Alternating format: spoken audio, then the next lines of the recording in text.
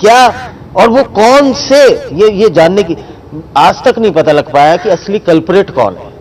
देखिए, सबसे दो प्रश्न है। सबसे पहला प्रश्न कि उनका कारण क्या रहा, उसके दो कारण है। एक तो जो लोग कांग्रेस से और चौटाला से मिले हुए हैं बीजेपी के अंदर, उन लोगों ने षड्यंत्र रचा और मिस इंटरप्रेट करके ऊपर तक बात पहुंचाई कि किसी तरीके से अलायंस टूटे ताकि उनको फायदा हो जाए।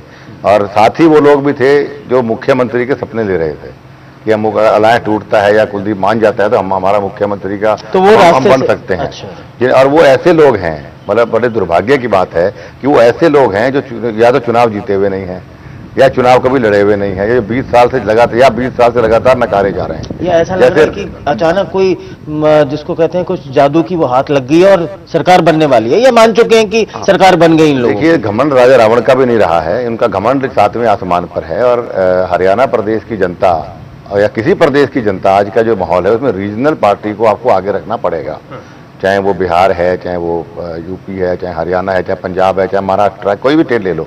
क्योंकि लोग हरियाणा देश की जनता रीजनल पार्टियों पर भरोसा ज़्यादा करती है, क्योंकि रीजनल पार्टी के पास ले दे के एक ही स्टेट होता है, वो मुद्दों को ज़्यादा अच्छी तरह समझती है और पूरा करना चाहती है। अगर भारतीय जनता पार्टी आज कोई वादे किए पूरे नहीं करती हरियाणा के अंदर, कल को सरकार बन जाए, तो अगर हरियाणा प्रदेश की जनता बीजेपी को नकार देती है, उन्हें क्या फर्क पड़ता है, पूरा देश पड़ा। कुलदीप जी, चूंकि आपने मुख्यमंत्री शब्द का जिक्र किया, जब आप या हज का ये कहते हैं कि बीजेपी धोखेबाज पार्टी, और ये सवाल जब हम बीजेपी के नेताओं से पूछते हैं तो उनके प्रवक्ता, उनके नेता एक लाइन कह भी रहे हैं और इसे प्रचारित भी कर रहे हैं कि केवल कुलदीप बिश्नोई की मुख्यमंत्री बनने की जिद की वजह से ये गठबंधन टूट गया, छूट गया। कुलदीप बिश्नोई की महत्वाकांक्षा अगर मुख्यमंत्री बनने की नहीं होती तो हम साथ चुनाव लड़ते। क्या वाकई कुलदीप बिश्नोई मुख्यमंत्री पद को लेकर महत्वाकांक्षी हैं? पहली बात तो सावन के अंधे को हरा ही नजर आता है। जैसा मैंने अभी इनके जवाब में कहा कि उनके मुख्यमंत्री के दावेदार इतने हो गए, उनकी महत्वाकांक्षाएं इतनी बढ़ गई, उनका घमंड इतना बढ़ गया कि उनको और कुछ दिखाई नहीं दे रहा था। और कुलदीप बिश्नोई अगर कुर्सी का भूखा होता तो मैं आज से 9 साल पहले केंद्रीय मंत्री पद कांग्रेस ने दिया, मैंने SEZ की बात उठाई थी गुड़गांव के अंदर, तब मंत्री बन सकता था। कुलदीप बिश्नोई कुर्सी का भूखा होता तो 5 साल पहले डेप्यूटी चीफ मिनिस्टर मुझे हरियाणा बनाया जा रहा था, मैं उस वक्त बन सकता था। कुलदीप बिश्नोई अगर कुर्सी का भूखा होता, अभी मुझे केंद्रीय मंत्री का अखबारों के माध्यम से मैंने पढ़ा कि बीजेपी मुझे केंद्रीय मंत्री, मेरी वाइफ को डेप्यूटी चीफ मिनिस्टर 30 सीटें दे रही है, जो मैंने पढ़ा। अगर लालची कुर्सी का होता तो मैं अपना सौदा कब का कर गया होता। मेरे को मुख्यमंत्री की लालसा नहीं है। मैं आम आदमी, गरीब आदमी, व्यापारी, कर्मचारी, इनके लिए बहुत कुछ करना चाहता हूं और वो तब कर सकता हूं जब मेरे हाथ में ताकत आए। चलिए सर, अब गठबंधन टूट चुका है, परिस्थितियां भी बदल गई हैं, अभी सत्ता विरोधी लहर मानी जा रही है हरियाणा में। तो 3 मुख्य विपक्षी पार्टियां हैं, हजका है, लोकदल है और बीजेपी है। तो क्या आपको ही सरकार बनाने का जनता मौका क्यों दे? देखिए, सबसे बड़ी बात है कि मेरी ईमानदारी, मेरे संघर्ष को लोग आशीर्वाद देंगे। आज के राजनीतिक बदलाव के अंदर लोग ये चाहते हैं कि हम अच्छे लोगों को राजनीति में आगे लेके आएं, जो पढ़े लिखे हों, ईमानदार हों और जनता के बारे में सोचते हों। इतिहास देखेंगे तो हर चीज़ का।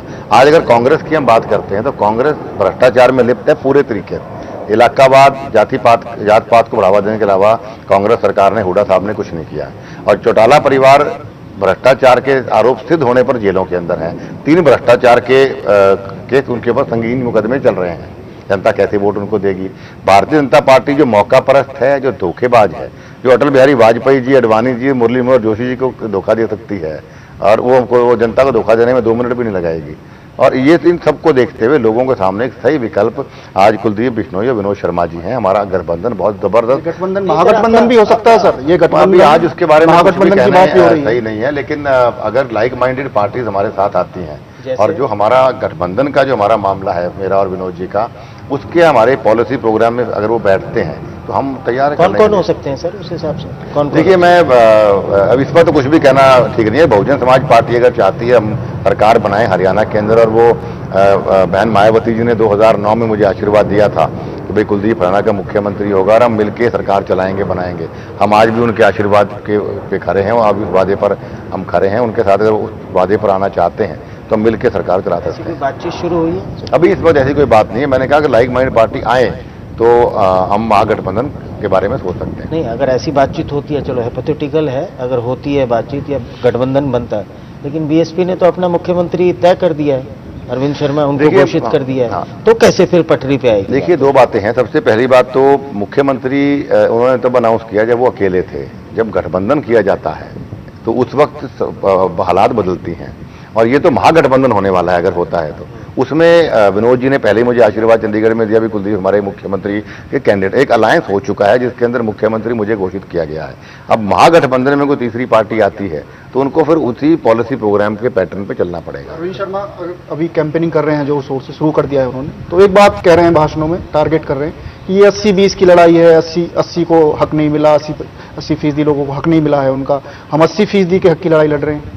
क्या इत्तेफाक रखते हैं आप? नहीं, देखिए, मैं जात पात में विश्वास नहीं करता हूं। अगर कोई नॉन जाट मुझे अपना चेहरा मानते हैं तो मेरे फक्र की बात है। और मेरा कुलदीप बिश्नोई अगर प्रो नॉन जाट है, जिसका मतलब प्रो एंटी जाट तो नहीं हुआ ना। मैंने जो संघर्ष मेरा किया 7 साल 9 साल से, उसके अंदर क्लियर कर अगर मैं कह रहा हूं कि भाई हरियाणा के अंदर समान विकास नहीं हो रहा, समान विकास होना चाहिए, तो बाकी रोहतक से बाहर के लोग भी तो हरियाणा के हैं, उसमें जाट भी आता है, 80 भी आते हैं, 20 भी आते हैं। तो इसलिए जात पात को बढ़ावा देके लोगों को खराब करने का काम अरविंद शर्मा जी को नहीं करना चाहिए। कुलदीप जी, एक बात सामने नहीं आ पाई अभी तक, जब ये गठबंधन हुआ था, चूंकि गठबंधन पर चर्चा इसलिए ज्यादा हो रही, पहले भी होती रही 2-2.5 महीने, और आज भी थोड़े सवाल गठबंधन को लेकर ज्यादा हैं क्योंकि ये बड़ा हॉट इशू रहा है। उस वक्त कृष्णपाल गुर्जर साहब के दस्तखत थे उस पर, आपके दस्तखत थे, धर्मपाल मलिक जी के थे, आपने वो लिखित समझौता, सुषमा जी आपके काफी करीब मानी जाती थी, ऐसा माना जाता था कि बड़ा प्यार है, आज भी आप उनको बुआ कह के संबोधित।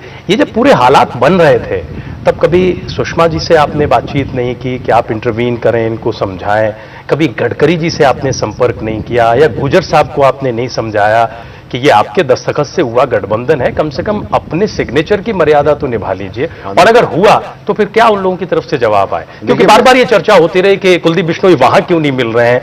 वो जो सीडी आपने जारी की है, आजकल जो मीडिया में प्रचारित प्रसारित हो रही है, जिसमें सब नेताओं के बयान दिखाए जा रहे हैं, और फिर उसके एकदम उलट तस्वीर सामने है, कोई संपर्क आपका हुआ? कोई? देखिए, मैंने बहुत प्रयास किया सुषमा जी से, गडकरी जी से, अरुण जी से, सबसे मिलने का, मुझे समय नहीं दिया गया। मोदी साहब से मुझे समय नहीं दिया गया है।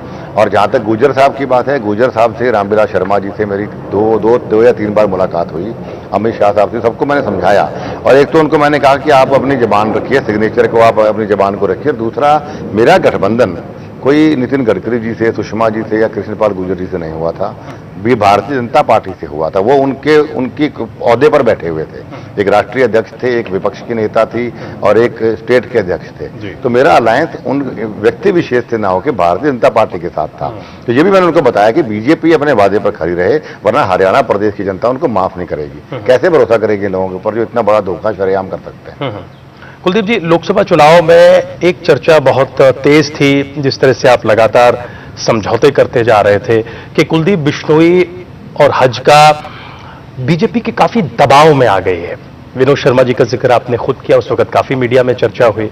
उसके बाद चंद्रमोहन साहब का जिक्र आया, एक कैंडिडेट उनके तौर पर आपने उतारा, उस पर भी एक वीटो लगाने की कोशिश हुई, और भी इधर उधर की बातें रही। क्या आपको लगता है कि उस वक्त अगर ये दबाव कुलदीप बिश्नोई ने न झेला होता, उसी वक्त अगर इसका विरोध कर दिया होता या अपने अधिकार का इस्तेमाल किया होता, तो आज नौबत यहां तक नहीं आती? देखिए, मैं सबसे बाद में क्लियर करना चाहता हूं कि मैं कभी दबाव में नहीं आता किसी के भी। जो आदमी सोनिया गांधी जी के सामने खड़ा होकर पार्लियामेंट में कह सकता है कि आपकी भ्रष्ट नीतियों की वजह से देश महंगाई के कगार पे, किसान बर्बाद होने जा रहा है, तो वो दबाव में कैसे आ सके जब उनकी सरकार थी, केंद्र में भी, स्टेट में भी।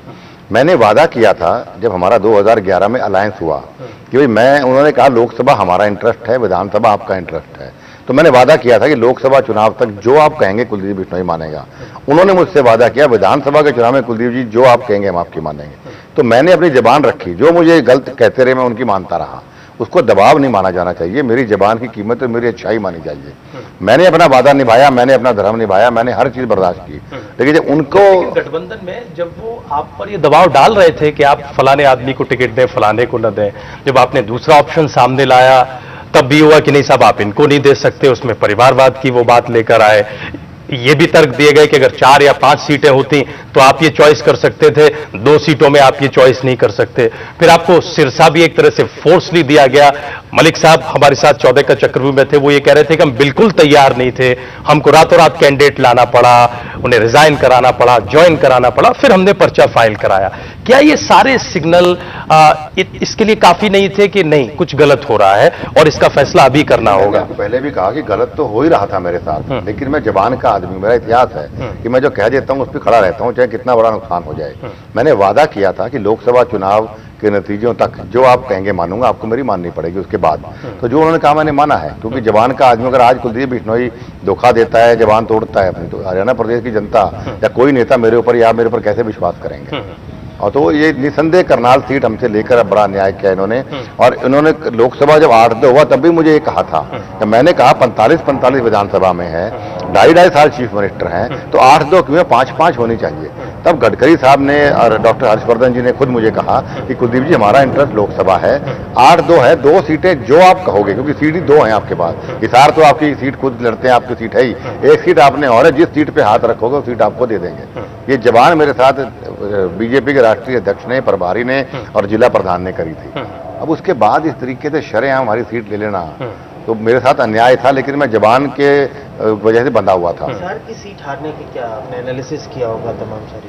लेकिन हाँ, बहुत तो आपके लिए तो वहाँ हारना ये मतलब कोई सोच भी नहीं सकता था उस तरीके। देखिए जी, हम भी बहुत शॉकिंग रिजल्ट क्या बूथ कैप्चरिंग हुई, क्या जो नतीजे आए उससे पहले भी जैसा जो आपने मुख्य कारण पूछे, उनमें सबसे अहम कारण रहा कि एक महागठबंधन बना इनका इस चुनाव के अंदर, भारतीय जनता पार्टी, कांग्रेस पार्टी, अच्छा सारे ओम प्रकाश चौटाला पार्टी, प्रकाश सिंह बादल पार्टी, बाबा रामदेव जी, इन सब ने मिलके साजिश करके मुझे हराया वहां पर।